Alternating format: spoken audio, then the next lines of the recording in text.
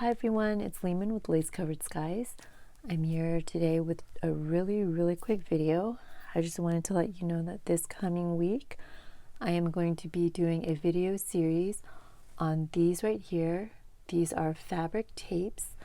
I've made these out of vintage fabric, out of ribbon, out of trim, eyelet, all kinds of cool things.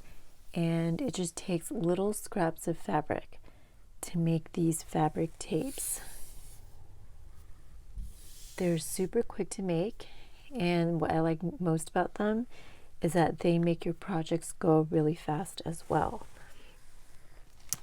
I ended up making these recipe cards with them, so you'll be seeing how I made these, and then I'm going to be working on some of those cards. But just wanted to pop in for a really quick video and let you know that the Tutorial Tuesday video will be up for these. They're super fun. I hope you tune in. And on Monday, there's going to be a mask making video on them. So I hope everyone's having a great weekend. And thank you so much for watching this really quick video. And I will talk to you next time. Bye, everyone.